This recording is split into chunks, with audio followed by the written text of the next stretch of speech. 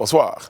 Après sa récente installation officielle, le comité de normalisation de la FIF prend le pouls de la situation avec les clubs. Le dit comité a entamé ce mardi 2 février une série de rencontres de concertation avec les acteurs du football national. Les détails dans quelques instants. En politique, c'est le Conseil constitutionnel qui a annoncé l'ouverture des réclamations pour les candidatures législatives depuis hier. Celles-ci prendront fin le 8 février prochain. Comment cela se fera-t-il? Quelles sont les conditions à remplir et les documents à fournir? Les réponses dans le Live Actu. Et le programme d'analyse des systèmes éducatifs relève un niveau bas de notre système scolaire. C'est le constat qui ressort de la dernière étude du PASEC rendue publique en décembre 2020. Il en sera question tout à l'heure. Et ce soir, nous recevons son Excellence, Monsieur Jops von Kerkman. Il est l'ambassadeur de l'Union européenne en Côte d'Ivoire. Avec lui, nous reviendrons entre autres sur sa mission dans notre pays et le projet de réglementation relative à l'exportation du cacao dans l'espace européen. Débat et analyse, décryptage de l'information. L'actualité, comme vous l'avez toujours souhaité, c'est dans le Live Talk. Bienvenue.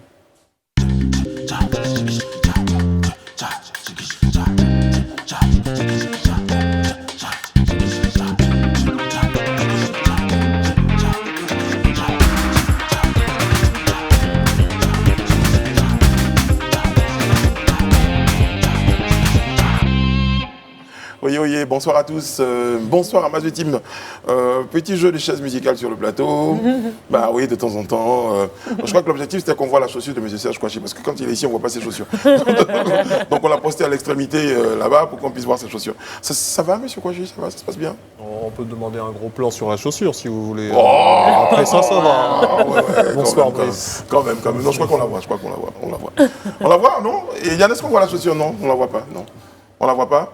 Bon, allez, gros plan sur la chaussure. Va gros plan sur la chaussure. Ah, bah si, c'est parti. Allez, si, bon, sortez-la juste. Ramenez juste les pieds. Faites pas difficile. Ramenez, voilà, ça y est, on la voit là. Très bien. Génial. C'était l'objectif du déplacement. Allez, ça y est. Ils sont allés la chercher en plus. Lame bleue. Comment allez-vous? Très bien. Très bien. Oui. Merci encore. Ça suffit les chaussures. Faut pas abuser. Ça suffit. Merci encore. Ah bon?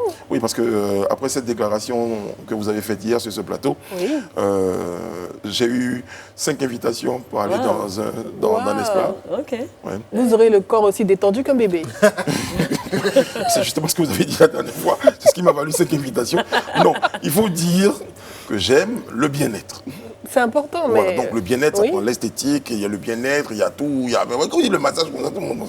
Mais c'est ça le massage. C'est ça en fait, je comprends pas. C'est le but. Je oui. comprends non, il y a les soins de visage, il y a le hammam, il y a tout ça.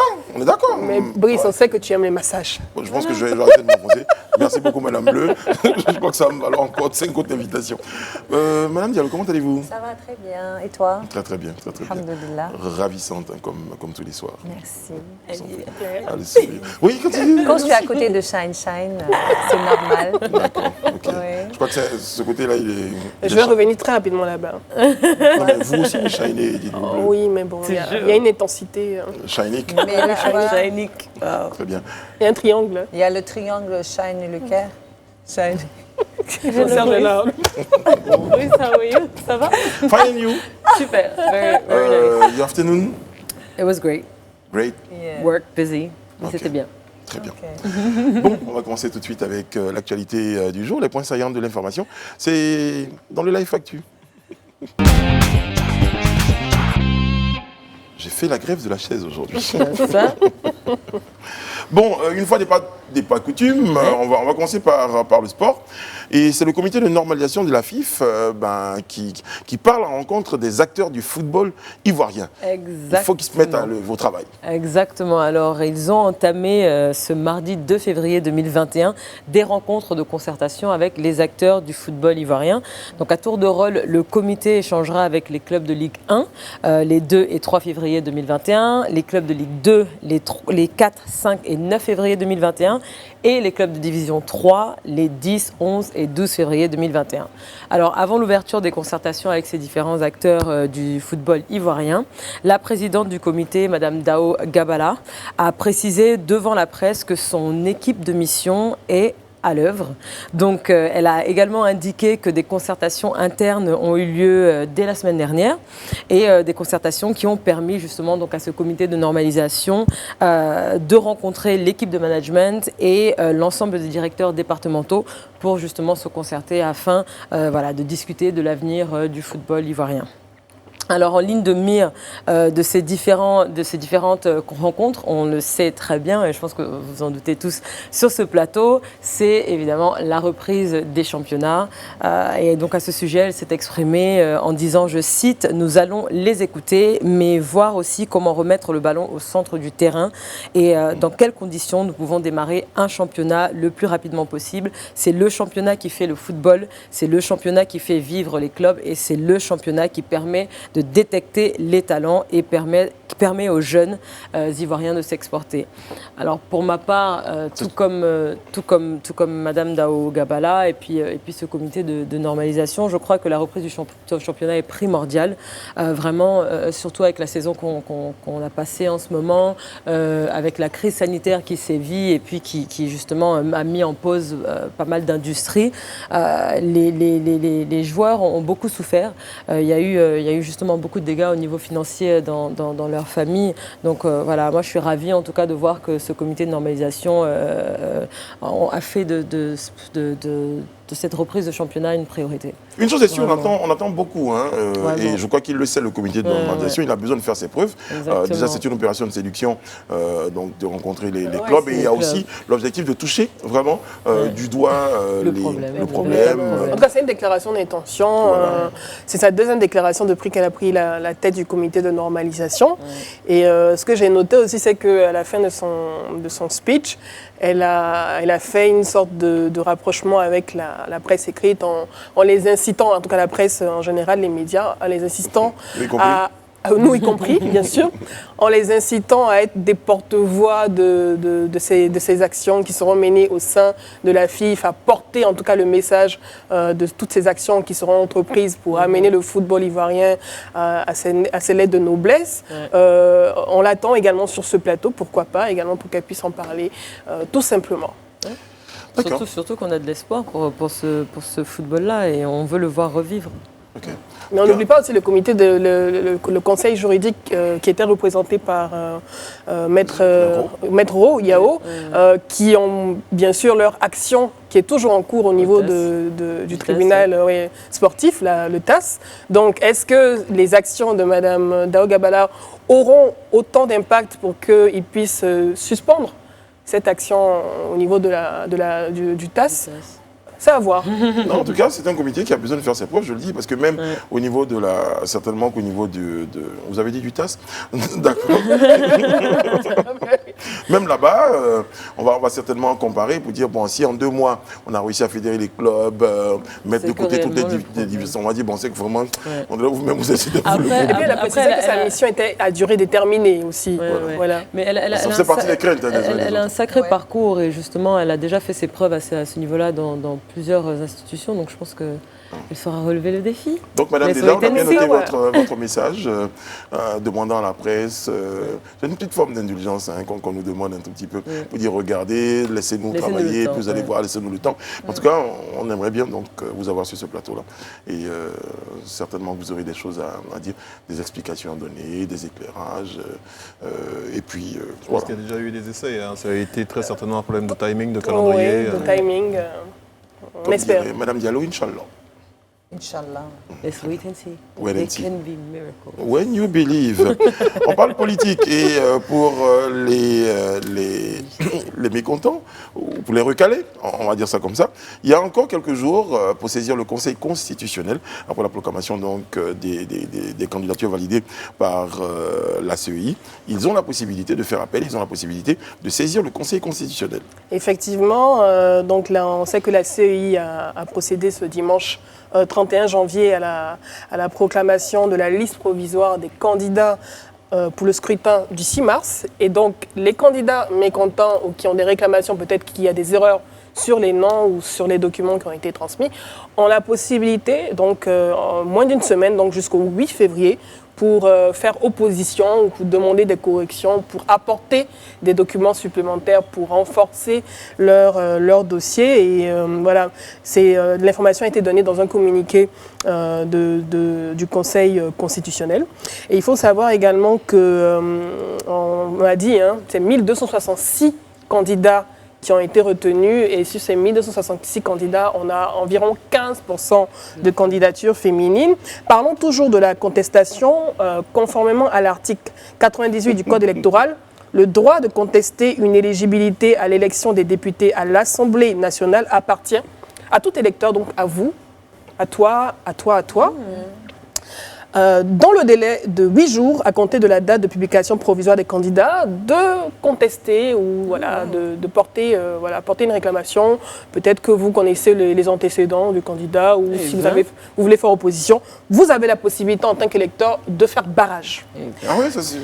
Un peu comme pour les mariages. Pour les mariages, oui. Voilà, publication de ban, on vous prévient que voilà, vous avez la possibilité de vous opposer à cette union ou de vous opposer à cette confirmation de candidature. Et il faut savoir, la question aussi à se poser parce qu'il y a, donc on a plusieurs candidats qui ont été, à qui on a demandé d'apporter des compléments d'information, dont Kone Katina, l'ancien ministre Kone Katina et Damana Adia, dit Damana Pikas, à qui la CEI demande de fournir la preuve de leur résidence, alors qu'ils ont fourni un certificat de résidence, mais la CEI considère que ce document n'est pas suffisant pour prouver qu'ils sont restés 5 ans. Comment on fournit la preuve de sa résidence? Exactement. Et surtout, il faut savoir que ce sont des exilés politiques, donc exilés au Ghana. Donc ils ont la possibilité de prouver leur profil, en tout cas leur statut d'exilé politique. C'est surtout sous cette forme-là qu'il faut le prendre. Voilà, justement, parce que je crois que dans les textes, un exilé politique mais il faut le prouver. A le droit de se présenter justement aux élections législatives. Si il ne devrait pas y avoir de problème. L'exilé politique, justement, ça relève un autre débat, parce qu'on pourra vous dire, le camp d'en face pourra vous dire qu'on vous a demandé de rentrer depuis longtemps, par exemple. Non, même dans la forme basique, il y a un besoin de prouver, justement, que vous êtes exilé politique, donc c'est ce qui peut-être a fait que vous n'étiez pas sur place. Voilà, donc on a des candidats qui sont dans cette situation et ils doivent, normalement, eux, ils avaient reçu une notification de 24 heures pour fournir ces documents. La CEI n'a pas précisé le type de document qu'ils devaient fournir en plus pour justifier.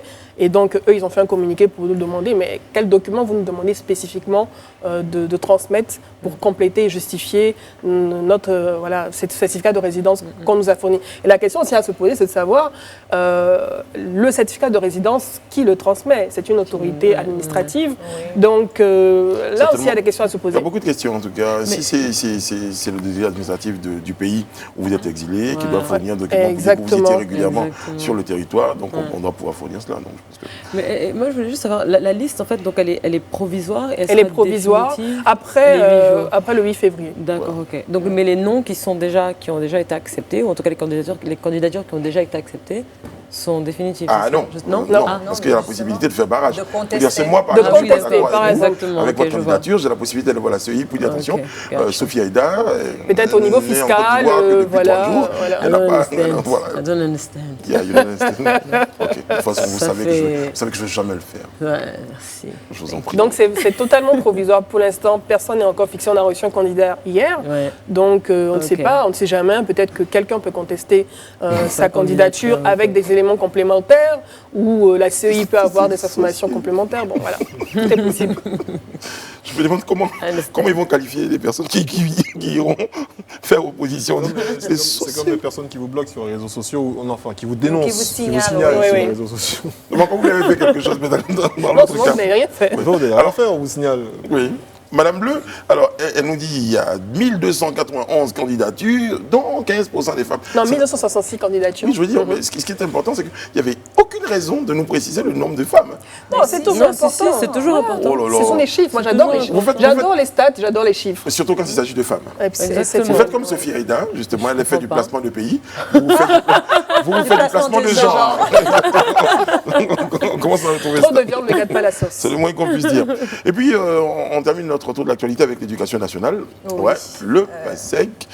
Et les nouvelles ne sont pas bonnes pour l'éducation nationale en Côte d'Ivoire. L'éducation nationale en Côte d'Ivoire, précisément sur des matières comme les langues, les mathématiques et le français.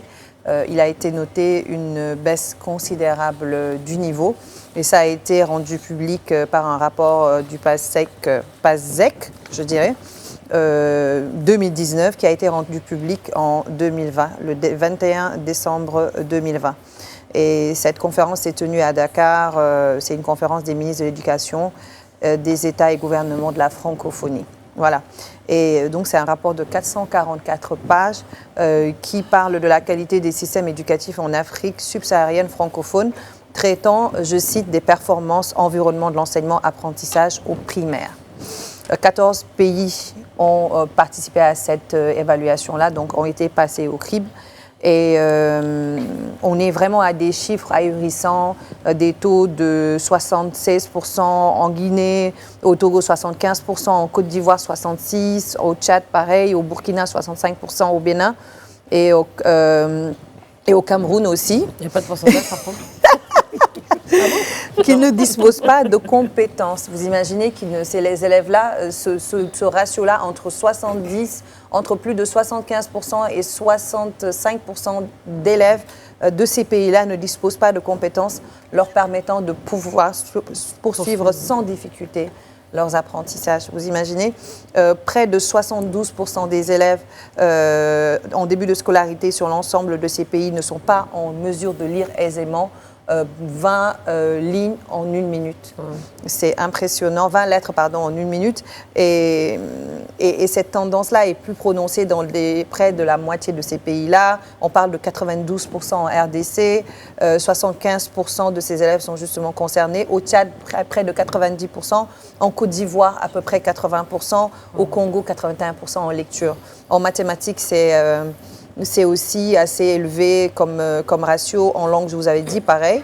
Et en fait, les raisons évoquées sont le niveau faible d'infrastructure à l'école, des écoles justement, une faible proportion d'élèves ayant institué, une faible proportion d'écoles ayant institué un système d'encouragement. On va revenir là-dessus parce que pour moi c'est important, des meilleurs élèves.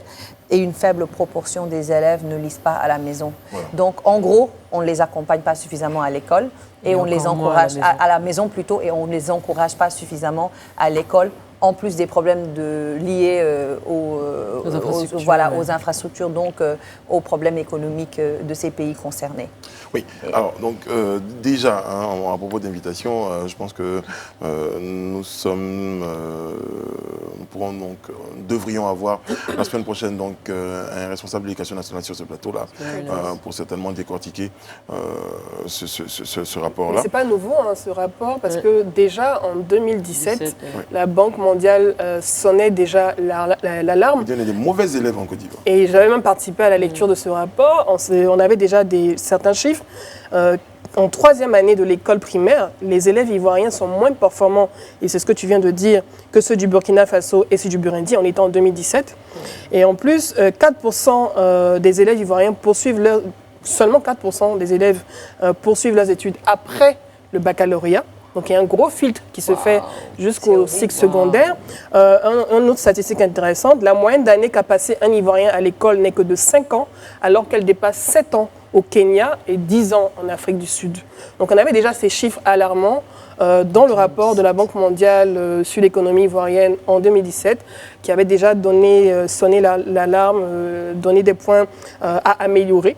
Je sais qu'il y a eu des réformes, on sait qu'il y a eu des réformes au niveau de l'éducation nationale de 2017 à 2020.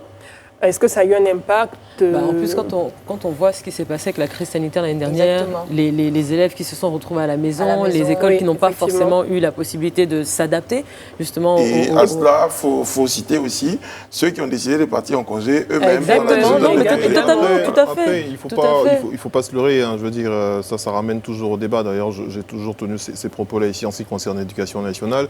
Il faut une réforme, mais complète de ce système-là. La plupart des invités qu'on a reçus sur ce plateau qui nous ont parlé de l'éducation nationale en Côte d'Ivoire, il faut une véritable réforme de ce secteur. Vous vous rappelez, en début de cette saison, on nous parlait également du budget alloué à l'éducation nationale qui était en baisse dans le budget global de la Côte d'Ivoire.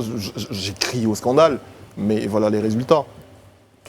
Moi, je pense que ça a été accentué déjà par cette crise sanitaire, parce que si des élèves du secteur privé plutôt, eux ont été quand même assez privilégiés en ayant accès à un enseignement à distance, un enseignement en ligne qui a été juste extrêmement difficile pour les parents à suivre. J'imagine que pour les élèves ayant un... Non, mais on parle surtout des bases. Je veux dire, oui, c'est vrai que la crise est arrivée en 2020, mais de 2017 à 2020, on a eu 4 années où des réformes ont été mises en place. Mais le point, c'est que là, c'est un rapport que pour l'année 2020. Donc moi, j'essaie juste de trouver... Voilà, même si c'est cumulatif. Après l'évaluation, c'est les... Mais dans les propos, on dit également que les enfants ne sont pas accompagnés à la maison. Exactement. Ils ne lisent pas assez. Les enseignants aussi, les formations des formateurs. La formation des formateurs. Les infrastructures, parce que même les écoles, puisqu'on parle de 2% d'élèves qui passent à... 4% qui poursuivent jusqu'au baccalauréat, mais en fait, on se rend compte aussi que dans les universités, il n'y a pas de place. Ouais. Donc, au final, on veut que ces élèves, ils aillent où? Donc même dans les écoles primaires, je regardais des commentaires sur les réseaux sociaux, Twitter, des classes de 100, 60, c'est difficile de transmettre l'information de ces conditions. Pour moi, après avoir une classe avec de nombreux élèves, moi j'ai fait l'école primaire, on était 48 dans la classe, ça ne posait pas un problème au maître parce qu'il arrive... Oui, parce qu'il arrivait à gérer cette classe-là malgré ça. Et c'était quand même une école privée. Vous disiez 48, on était 48 dans la classe. Les enseignants étaient bien formés. En fait, c'est cumulatif, c'est tout ça. On ne peut vraiment pas dire que c'est un rapport qui choque les Ivoiriens. Franchement, aujourd'hui, il ne faut vraiment pas faire l'hypocrite. De toute façon, on a tous tiré la sonnette d'alarme. On a eu des artistes même qui sont montés au créneau 10 ans avant. Tu as Fitini qui chantait l'école ivoirienne, c'est vraiment triste. On en rigolait. Mais c'était les prémices en fait. Sur les réseaux sociaux, les jeunes, comment est-ce qu'ils s'expriment, comment est-ce qu'ils écrivent, en langage SMS et tout. Et que tout le monde valide. Tout ça, c'est arrivé crescendo. Il y a même des jeunes d'avant qui sont devenus des adultes d'aujourd'hui qui critiquent le système. La façon de critiquer, c'est rempli de fautes. Regardez, prenez quelqu'un qui a suivi l'éducation, enfin qui était dans le circuit de l'éducation, donc à l'école primaire dans les années 60-70. Prenez quelqu'un qui était donc dans les années 70 à l'école primaire et prenez quelqu'un qui était dans les années 2000, même 90 à l'école primaire. Regardez les écritures. À partir de 90, il y a eu les grèves, il y a eu l'année blanche. On a connu l'année blanche. Oui, effectivement. Tout ça n'a pas favorisé un bon développement du système éducatif. Mais moi, ce que je pense, c'est que de toute manière, ce n'est pas un problème lié qu'à la Côte d'Ivoire. C'est un problème sous-régional. Voilà, c'est un problème sous-régional, que ce soit au Sénégal, que ce soit au Burkina Faso, des pays que je connais, c'est exactement les mêmes problèmes qu'on rencontre dans l'éducation. Mais dans les chiffres, on confronte les résultats de la Côte d'Ivoire à ces pays-là qui sont en baisse par rapport à ces pays, par rapport à avant aussi. Pour moi, c'est même pas une question de comparaison, parce que le problème, c'est la même jeunesse africaine. Moi, ce que je dis, c'est que si aujourd'hui, on en est là, comme j'ai dit hier et que je le dis tout le temps, gérer, c'est prévoir. Ces enfants-là, comment on les récupère pour qu'ils puissent être l'avenir de demain? Sinon, dans 20 ans, dans 30 ans, on aura quel type de ressources humaines? Quelle élite on va avoir? En fait, c'est pour ça que je dis à chaque fois qu'il faut former les élèves au métier du futur et non au métier du passé. On en a parlé. On a eu un invité sur ce plateau justement qui parlait de ça et qui a parlé justement de l'importance des DG de Afrique Research. Voilà, des formations pour les métiers d'aujourd'hui, ce qui se fait aujourd'hui. Oui. En tout cas, je pense tenir ma promesse en vous disant que la semaine prochaine, si tout se passe bien, nous devrions avoir sur notre plateau donc un responsable de l'éducation nationale pour donner plus de détails sur cette question-là. Sur ce, on va marquer une courte pause avant de recevoir notre invité du jour. Nous sommes maintenant avec son Excellence, Monsieur Japs van Kerkman. Il est l'ambassadeur de l'Union européenne en Côte d'Ivoire. Je prononce bien, Excellence? C'est parfait, c'est parfait. On s'est entraîné tout à l'heure. Je suis un bon élève. Je vais pas être épinglé par le prochain rapport passé. Je vais prononcer plusieurs lettres. Excellence, vous êtes ambassadeur donc, de l'Union européenne depuis 2018. Tout à fait. Côte d'Ivoire. Donc, d'ailleurs, vous êtes l'un des ambassadeurs les plus médiatisés. Et j'aurais même dit des plus appréciés, parce qu'on vous voit sur le terrain. Donc, vous êtes dans beaucoup présent sur le terrain, sur le front, donc de beaucoup d'activités. Donc merci.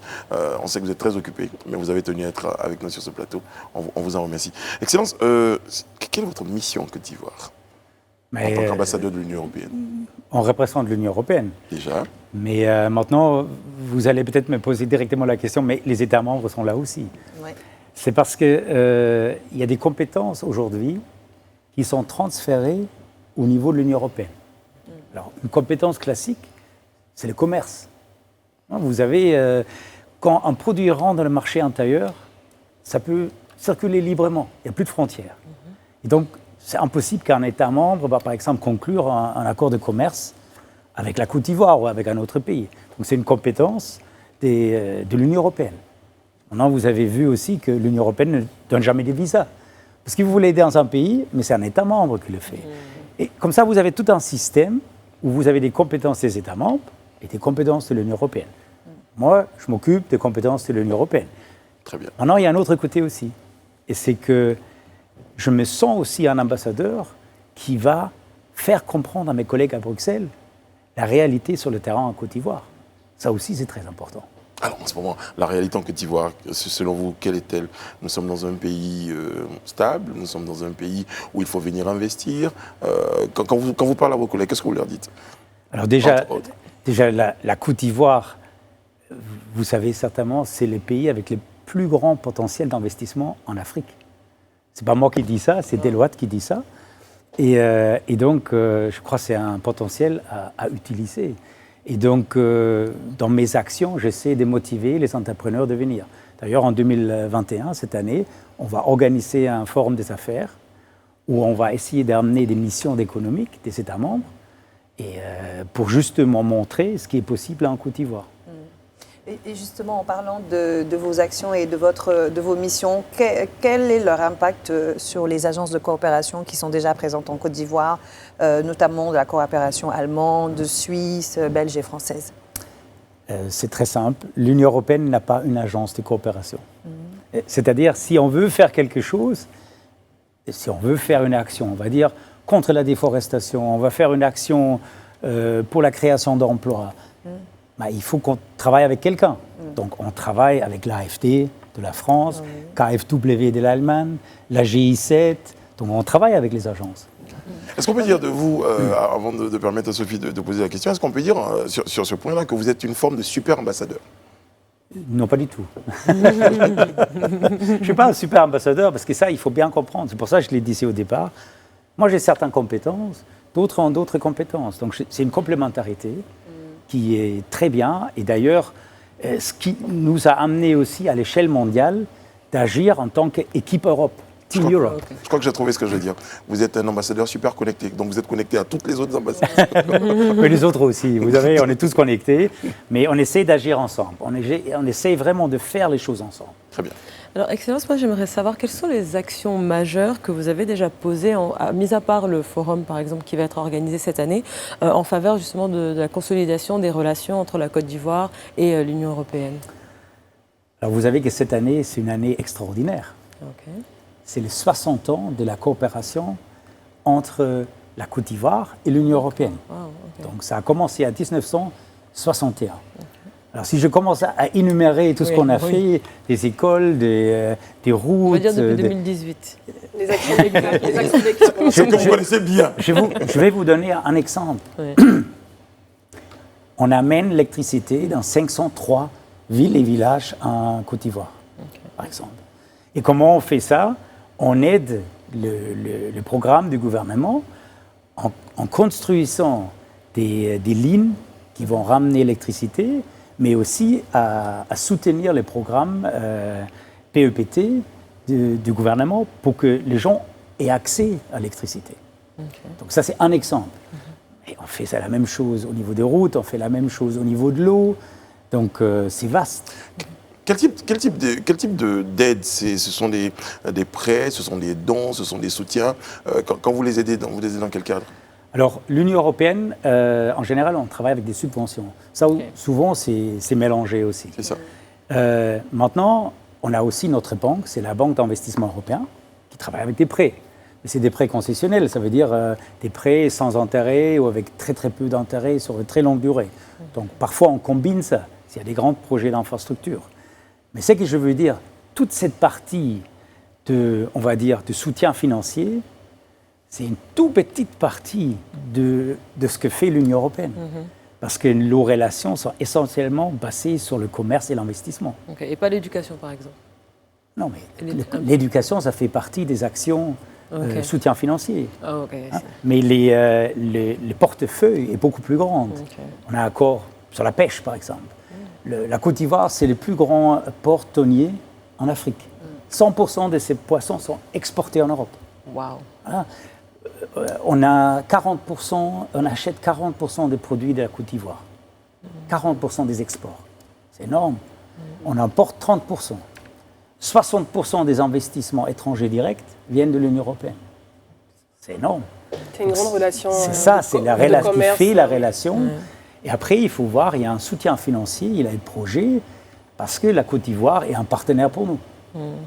Et parlant de partenariat et surtout d'économie, on sait que cette dernière semaine, l'actualité ivoirienne a été dominée par les tensions entre les grands du chocolat, donc les grands multinationales, et au niveau du DRD, donc du paiement du DRD, et également la mévente de milliers de tonnes de cacao qui sont bloquées en ce moment aux deux ports ivoiriens. Alors, donc, parlant de cette culture du cacao, l'Union européenne entend promouvoir une production durable du cacao en Côte d'Ivoire. Qu'est-ce que cela implique concrètement pour nous, Ivoiriens, pour les agriculteurs?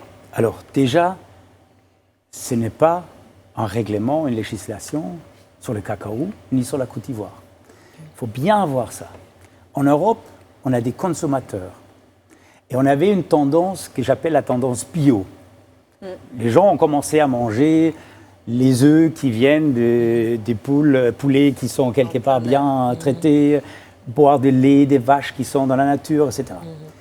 Et cette tendance-là a graduellement changé vers une consommation éthique. C'est-à-dire, on ne veut pas manger un produit, surtout le plus jeune, ils ne veulent pas manger un produit qui contribue au travail des enfants, la déforestation, où on se fait des soucis parce un cacao plus éthique. Je ne parle pas des cacao, je parle de tous les produits. Tous les produits. Et tous les pays au monde. Ça, c'est à l'intérieur de l'Union européenne. Les consommateurs ont exprimé ça. Oui. Et cette voie-là est allée vers les niveaux politiques. Parce que dans les élections européennes, qui sont les deuxième plus grandes élections démocratiques au monde, le premier sujet, c'était changement climatique, Green Deal, etc. Et donc, là, il faut faire une action. Et l'action est de dire, on ne veut plus consommer, on ne veut plus que des produits rentrent. Et ce n'est pas seulement le cacao, c'est l'huile de palme, IVA, anacarde, etc., etc., etc. Et ce n'est pas la Côte d'Ivoire, c'est tous les pays. On ne veut pas que ces produits rentrent dans le marché intérieur. Et donc, il y a une législation qui se prépare et qui va être présentée avant l'été de cette année, qui va interdire cette importation des produits.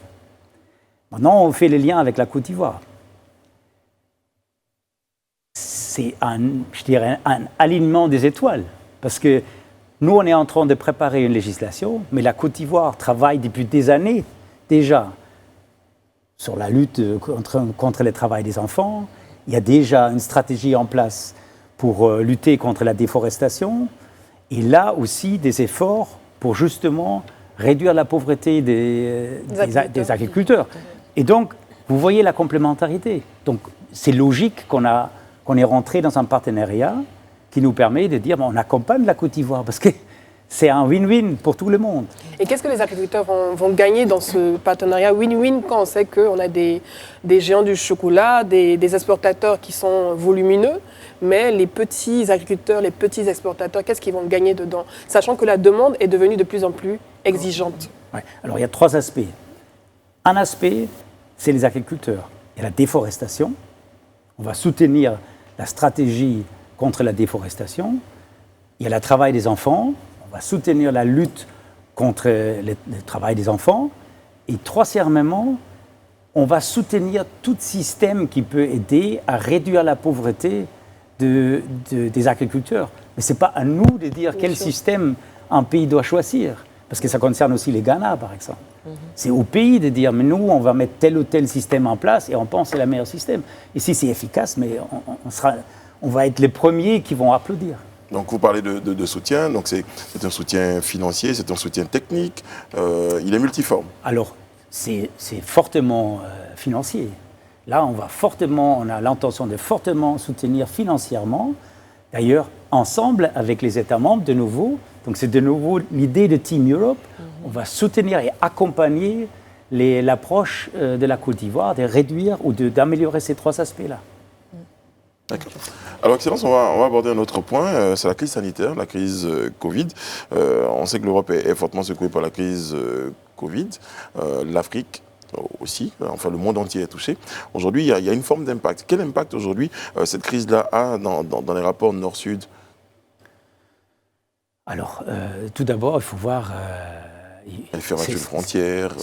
Oui, c'est une vraie crise, parce que là, actuellement, si vous regardez les chiffres en France ou en Allemagne, vous avez 20 000 nouveaux cas par jour, 15 000 nouveaux cas par jour. On parle de dizaines de milliers de personnes, des décès par jour. 20 millions de personnes qui ont eu le Covid, c'est énorme. Plus que 2 millions qui sont décédés, c'est énorme ces chiffres-là. Et donc on est plein dans une deuxième vague et il faut voir aussi la structure de la population. Parce que l'âge médian en Europe, c'est 43 ans. L'âge médian en Côte d'Ivoire, c'est 18 ans. Là, la population au-delà de 65 ans en Europe, c'est plus que 20%. Et en Côte d'Ivoire, un peu plus que 2%. Vous voyez la différence. Donc c'est un vrai problème pour nous. Et donc on essaie de gérer les mieux. Et ça implique forcément aussi la fermeture des frontières, essayer surtout de ne pas laisser rentrer les virus qui ont commencé à muter. Mais à une échelle globale, ça reste un problème global. Parce que vous ne pouvez pas éradiquer le Covid dans une région et dans une autre, ça continue. Parce qu'on vit dans un monde global. Est-ce que finalement cette pandémie ne va pas fragiliser ce partenariat Union européenne, on va dire Afrique, Côte d'Ivoire, vu les fermetures constantes de frontières, les réglementations qui se durcissent et où de plus en plus les États, comme les États de l'Union européenne et même les États d'Afrique, appellent à une consommation locale, à une gestion de la santé locale, à localiser au lieu de mondialiser. Est-ce que ça ne va pas fragiliser nos relations ? Et même que pour les productions, pour les exportations, à un moment donné, on avait noté également une baisse au niveau de la demande. Oui, on a fait, je crois, partout dans le pays. Nous aussi, on est un grand exportateur. Hein. On a constaté une baisse énorme. Vous voyez l'impact en Europe, tout est fermé. C'est hallucinant l'impact. Donc je crois qu'il n'y a rien à dire. Je ne pense pas. Et je donne juste un exemple. Alors, l'Union européenne est parfaitement consciente que cette crise ne peut être traitée qu'à l'échelle mondiale. Donc on a mis en place un système qui s'appelle COVAX. Hein? On a injecté avec les États membres 850 millions d'euros. Et la Côte d'Ivoire est membre de COVAX. Et ça veut dire, là, on a assuré 1,3 milliard des vaccins. Et à mes informations, les livraisons vont commencer ici en février. Et justement, qu'est-ce qui est mis en place pour assurer le bon déroulement de cette campagne-là ? Mais je crois que la première chose, c'est l'achat. Donc avec les différentes firmes, il n'y a pas un vaccin. Il n'y a en réalité pas vraiment une concurrence non plus, parce qu'il y a tel manque de vaccins que tous les vaccins sont bien, mais ils doivent être homologués. Parce qu'en tant que l'Union européenne, on essaie de livrer uniquement des vaccins dans certains standards. Donc je crois que ça, c'est une bonne chose. Et il y a déjà une grande somme de vaccins, 1,3 milliard, qui était acheté. Et là, ça va commencer, le déroulement va commencer. Il y a les centres d'AstraZeneca en Inde qui commencent à livrer. Vous voulez parler de vaccin, Sophie ? Non, pas du tout. Je parlais de toute autre chose. D'accord. Nous sommes de retour sur le plateau du Live Talk pour la dernière partie de notre rendez-vous en compagnie de notre invité, donc son Excellence Monsieur Jops von Kerkman. Il est ambassadeur de l'Union européenne en Côte d'Ivoire.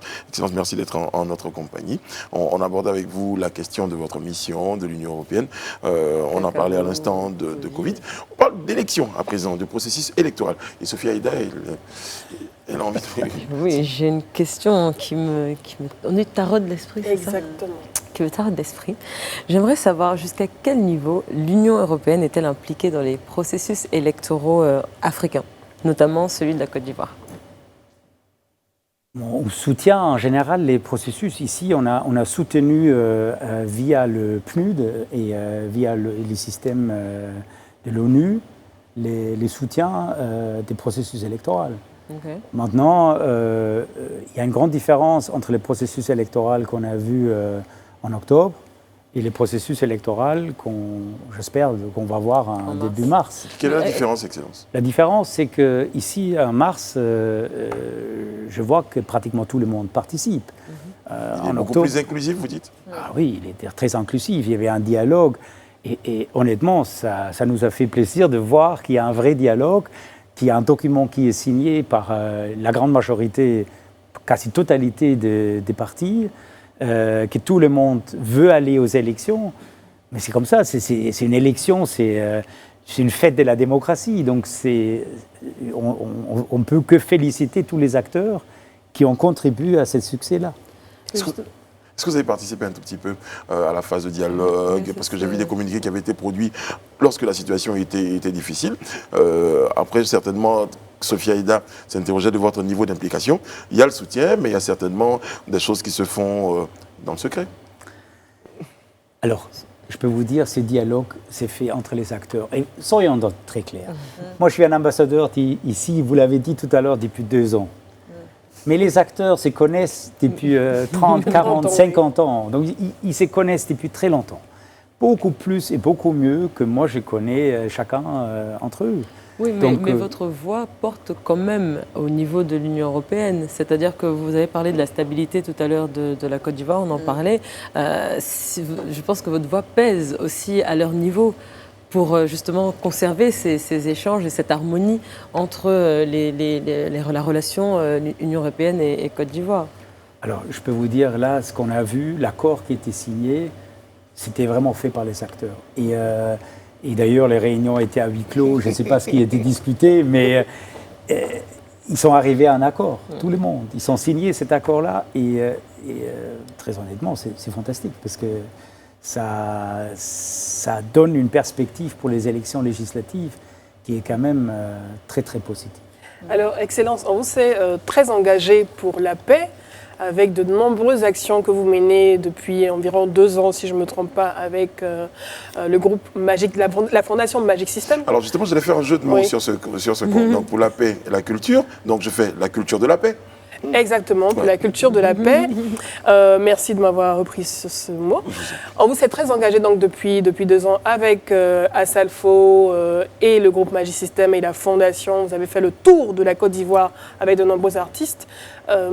Comment vous êtes senti quand vous avez vu toute cette flambée de violence pendant la période pré- et post-électorale? Est-ce que vous êtes senti un peu déçu de ne pas avoir l'impact de vos actions pendant toutes ces années sur le climat électoral? Alors, l'initiative qu'on a faite en novembre 2019, d'abord, ce n'était pas une initiative sur la paix. C'était sur les valeurs qu'on partage avec la Côte d'Ivoire. Quelque part, au fur et à mesure, c'est un peu devenu une initiative pour la paix. Maintenant, on a vu les violences et c'est triste. Je crois qui pourrait dire que c'est gai, c'était triste de voir la violence. Est-ce que ça veut dire qu'on n'a pas eu d'impact? J'en sais rien. Parce qu'en réalité, on a quand même atteint des millions de jeunes qui peut-être, beaucoup d'entre eux se sont dit, mais la paix, c'est une vraie valeur. Parce que sans la paix, je n'ai pas de développement, je n'ai pas d'éducation, je n'ai pas d'emploi. Donc il y a peut-être beaucoup aussi qui ont compris ces messages-là. Ce que j'ai trouvé dommage à un moment donné, que la paix est devenue, est rentrée dans une compétition avec ne pas avoir la paix. Et ça, je trouve, c'est pas bon, parce que la paix, c'est une valeur universelle. Il n'y a pas de concurrence sur la paix. Il n'y a pas, toi tu fais quelque chose sur la paix, et toi tu fais, il n'y a pas de concurrence. S'il y a On devrait tous tout le converger vers monde le autour de la table qui fait au même moment une action sur la paix, mais c'est une très bonne chose, il n'y a pas de concurrence. Est-ce que vous faites référence aux commentaires sur les réseaux sociaux à un moment donné sur une sorte d'instrumentalisation qui était Par exemple, portée sur vos actions? moi j'ai Oui. planifié, quand on planifie une action de la paix avec l'Union européenne, ça prend 6 mois pour planifier ça. Donc j'ai aucune idée ce qu'une semaine avant d'autres planifient. Mais c'est ça c'est important de voir que la paix, ce n'est pas un instrument. La paix, on ne joue pas avec la paix, mais tout le monde doit s'inscrire dans la paix. Et donc tout le monde peut être un acteur. Et ce n'est jamais en concurrence avec d'autres. Je pense qu'on a quand même vu un petit peu les résultats, puisque les élections finales se sont plutôt bien passées. Et aujourd'hui, la Côte d'Ivoire est revenue dans un climat de paix. Donc, Et ce que je voudrais dire aussi, la différence, c'est... En fait, on dit la culture, les chanteurs, mais en fait, un acteur culturel, c'est une il ambassadeur de chante, paix. fait la comédie, il fait plein de choses. Mais c'est aussi quelqu'un qui a une audience. Ouais. Un Et donc, impact. cet acteur-là, quand il s'inscrit dans une valeur comme la paix, mais ça devient un acteur pour la paix. Et c'est ça la différence. Toute la campagne et tout ce qu'on a fait, c'est ces artistes qui se sont inscrits dans des différentes campagnes sont des artistes qui voulaient s'inscrire dans la paix. Est-ce qu'une autre caravane est prévue pour l'année 2021 dans Pas tout une le caravane, pays? par Oui. contre, on va faire ça autour du FEMUA. Mais forcément, ça dépend aussi un peu Des conditions des sanitaires. conditions. Mais justement, pour certains, c'était... est-ce que toutes ces actions-là tournent autour de Magic System? Parce que là, il y avait l'Union européenne, il y avait une caravane. Là, aujourd'hui, les actions tournent autour du FEMUA. Pour certains, ils vont se poser la question. C'est quoi le deal? C'est quoi le mariage d'amour qui... Alors, de nouveau, il faut faire ça en relation. Tout à l'heure, je parlais électricité dans 503 villes. Donc, la caravane... où les actions qu'on fait, ça représente 1%, 2% du portefeuille qu'il y a la Commission, l'Union européenne dans ces pays. Donc ici, on a trouvé un acteur qui s'est inscrit dans la culture, mais après, on a trouvé plein d'autres. Donc quand vous voyez, on a travaillé pas seulement avec Magic System, on a travaillé avec plein d'autres artistes, TNT, Safarel, etc. Plein d'autres qui se sont inscrits aussi dans les valeurs. Je vous ai aperçu à un comédie club la semaine dernière. Vous explorez d'autres environnements. Voilà. Enfin, quand on évoque tout ce qui est Magic System, Caravane, on se rend compte que vous êtes quelqu'un quand même qui est très proche des populations. À quoi répond cette politique justement de proximité d'un diplomate international comme vous? Mais vous avez... Et puis je voulais préciser que cette politique, cette démarche de proximité, elle est très très appréciée. Ouais. Donc on tenait à vous le dire comme avant de poursuivre. Tout d'abord parce qu'on a beaucoup de choses qu'on partage entre l'Union européenne et la Côte d'Ivoire. On a parlé des valeurs. Toutes les valeurs, on les partage. Mais si on parle des valeurs, c'est quand même les socles de notre société. On doit s'adresser à qui? Aux diplomates, aux ministres, ou plutôt aux jeunes, à la population. C'est là, c'est partage. Il faut partager ça avec la population. Donc c'est ça la proximité. Et après, nos actions, l'électricité, l'eau, etc., c'est pour qui? C'est pour la population. La création d'emplois, toutes les actions qu'on fait, c'est pour la population. Donc c'est pour ça qu'on cherche la proximité. Et justement, cette politique de proximité, est-ce que c'est de votre initiative une proposition qui a été faite et qui a été validée, ou est-ce qu'au contraire, ça a été quelque chose qui a été discuté en amont et pour que vous puissiez venir et puis l'implémenter? Ce n'est pas tous les ambassadeurs qui sont justement aussi... Alors je crois que je peux dire, on était assez innovatifs. Vous en particulier? Et ça a fait peut-être aussi un peu l'école. Oui. Dans d'autres pays, de dire mais l'Union européenne, c'est pas un club d'élite, mais c'est pour tout le monde. Et qu'est-ce qui vous séduit le plus dans la culture ivoirienne? Déjà, la culture ivoirienne, je trouve extrêmement riche. Je trouve que c'est un pays, d'ailleurs, quand j'ai un peu le temps, je vais, même maintenant, un peu partout dans le pays, au nord, à l'ouest, pour découvrir. Il y a plus que 60 groupes ethniques. Il y a une culture tellement riche de musique, de danse. Tout ça me fascine et ça n'a pas arrêté. Quand je fais le premier tour du pays et j'ai commencé à découvrir, ça m'a donné le goût de découvrir plus. Et quand je peux, je sors d'Abidjan et je vais aller quelque part pour découvrir plus. Est-ce qu'il y a un plat ivoirien que j'allais te demander. Est-ce qu'il y a un plat ivoirien que... Excellence. Justement sur cette question, entre Attiéké et Alogo. Tu peux me rajouter... Oui, vas-y. Je tiens à souligner que ça ne faisait pas partie du questionnaire. Non, alors récemment, j'ai appris Mama Wata. Non. Mami Wata. Mama Iwata. Ouais, Et qui vous a montré ça, Excellence? Je ne connais pas. C'est quoi Mami Wata? Mais qui vous a montré ça? Il y avait beaucoup d'autres choses qu'on pouvait. c'est mon fils qui est rentré et qui a dit, maman m'a expliqué ça. J'ai dit, tu vas au lit tout de suite. Sinon. Bon, d'accord. En tout cas, il y a de la ticket, il y a de la loco. Et Voilà. Donc vous avez le choix. Donc, ok. Un très très bon souvenir, hein, certainement. Il y en a un qui vous a marqué particulièrement lors de vos différentes tournées, un souvenir d'une population, d'un partage de valeurs, ou un souvenir qui vous a vraiment marqué, agréablement. Alors, un souvenir peut-être qui m'a vraiment marqué, c'était à Béomi. Parce que quand j'étais là-bas, j'ai engagé avec le jeune, il était extrêmement divisé. Extrêmement divisé, c'était très compliqué. C'était peut-être l'événement le plus compliqué que j'ai fait en Côte d'Ivoire. Où quelqu'un disait, j'ai dit, mais qu'est-ce que toi tu veux? J'ai dit, je veux que ceux-là meurent. Wow. Ça a commencé comme ça. Wow. Et fur et à mesure, les gens ont pu s'exprimer et on est arrivé à quand même dialoguer. Et le soir, on avait fait un concert avec tous les artistes qui étaient là, les comédiens, et tout le monde était là. Oh. Donc ça m'a vraiment marqué. Et la place qui était prévue pour 3000 personnes, il y avait 10 000. Wow. Donc c'était extraordinaire. Ouais. Alors vous êtes bien intégré, on a envie de dire, Excellence. Et en ce qui concerne les projets de l'Union européenne à très court terme, il y a des chantiers, il y a de nombreux chantiers. Est-ce qu'on peut en avoir un tout petit peu quelques-uns pour savoir qu'est-ce qui est prévu pour les 3, 4, 5 prochains mois en termes de chantiers majeurs importants? Alors les chantiers majeurs, c'est les cacao, vous l'avez déjà mentionné. Je crois, là, on travaille vraiment ensemble, main à main, il y a beaucoup de complémentarité. On a toutes les semaines des réunions, c'est un grand chantier. Et le deuxième vraiment très grand chantier, c'est on est en train de voir ce qu'on va faire pour les années à venir.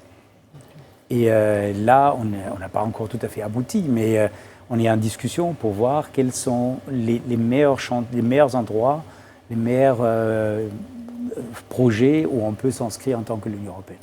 Notre invité ce soir sur le talk était son Excellence Monsieur Jops van Kerkman, ambassadeur de l'Union européenne en Côte d'Ivoire. Merci Excellence d'avoir été avec nous. Voilà. Merci à toutes nos équipes techniques et éditoriales qui se joignent à moi pour vous souhaiter une bonne fin de soirée sur Live TV. Que Dieu vous garde, que Dieu veille sur la Côte d'Ivoire.